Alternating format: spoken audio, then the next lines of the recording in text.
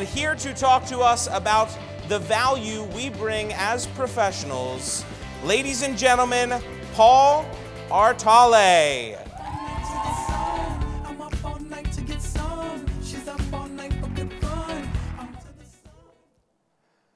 So what do you think of when you hear the word value? You think about a coupon? Sweet deal you got on a car? Do you ever apply the word value to your practice as a student affairs practitioner? 4 years ago, I started my journey to become Dr. Paul Artale. Sounds sweet.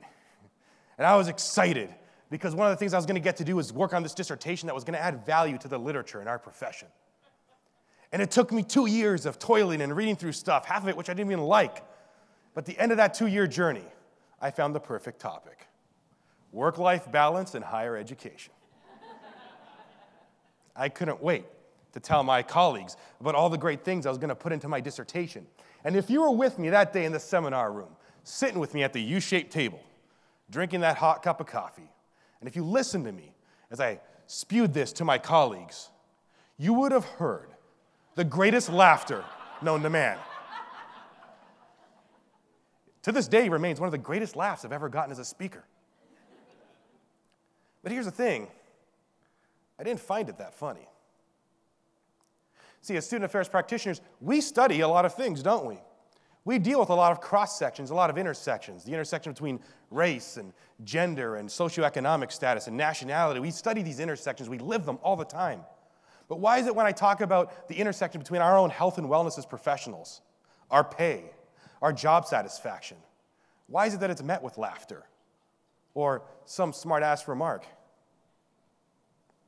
The reality is 60% of student affairs practitioners get out of the field within 5 years. It's more than half this room. That's a lot of talent we're losing. That's a lot of talent that can't serve our students and our institutions, and in a lot of cases, people who could have still been here that aren't for some reason. Often I hear things like, well, Paul, you're in student affairs, so you should expect to get low pay and work a lot of hours. That's just the way it is. I reject that for 2 reasons. Number one, how can we say to our students, fight for things to make them better? And yet we as professionals sometimes are a little lackadaisical.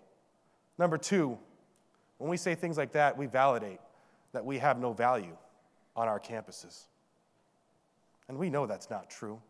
But when you hear that, those people that think we're just babysitters, that we're the entertainment, that we're this bargain basement thing, you validate it when you say things like that. And we know that's not the truth. We know every single unit that falls under the student affairs umbrella, no matter what it is, adds value to the student experience, whether it's career services, orientation programs, residence life, wellness, whatever it is, Greek life, athletics. We all add value to the experience. We all help students. We give them lifelong memories. We make them better people because of the work we do. So stop wearing overwork, underpaid as a badge of honor. Hey, Greek life. I know from experience, as a former director of residence life, I was across the table from a lot of people who did not always get what student affairs was about. I kicked and screamed for things that my colleagues in this room, are basic, like, an RA on every floor. And I fought so hard and I couldn't get why they wouldn't give me what I wanted. And it was in my work as a professional speaker that I actually got the answer. I've had a lot of mentors as a speaker. One of them is Tim. Tim makes $15,000 a keynote. I said, Tim, $15,000 an hour is a great wage. Tim said to me, I don't get paid $15,000 for an hour of work. I get paid $15,000 for the knowledge I have.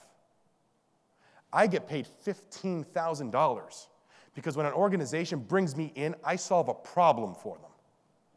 And by solving that problem, I make or save that organization money. I'm an investment. Student affairs professionals are investments. And so the question you have to think about is, what problems do we solve? And I'm not talking about Leslie in 4G who's locked out of her room and needs to get in right now.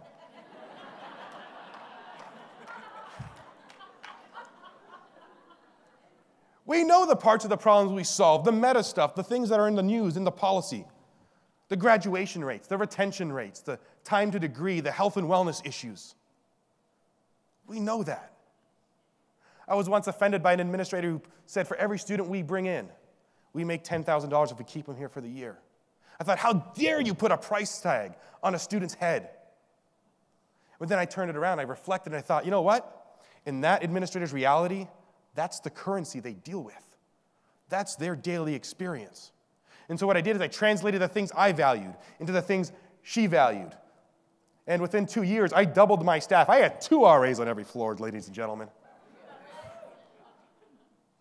Because I was able to articulate the value in a different way. We both got what we wanted, and more importantly, we served the students.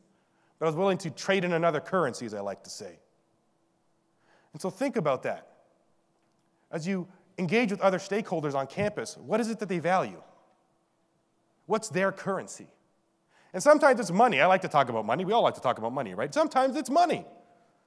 But sometimes it's a retention rate. Sometimes it's access to having more participants in a program. Every unit has something different that they value. So one of my challenges for you today is we still have a couple sessions left in the morning, so let's all get up. Go to a session in an area you're not familiar with. Learn what those people value. And by learning what they value, you show them someday when you're across that table, you show them that student affairs adds value not just to the student experience, but to the college experience, to the administration at your institution. My second challenge to you is to answer the question, what value do you bring to your institution? And how can you articulate that value to different departments and different stakeholders in the community, both on campus and off? Because when you do that, somewhere down the line, when you have to negotiate, when you're trying to make your situation better, who knows? You might get a bigger staff, a raise. More importantly, you might actually enjoy the job more, not leave. Will help retain the talent in this field that we need every single day. And ladies and gentlemen, that is no laughing matter.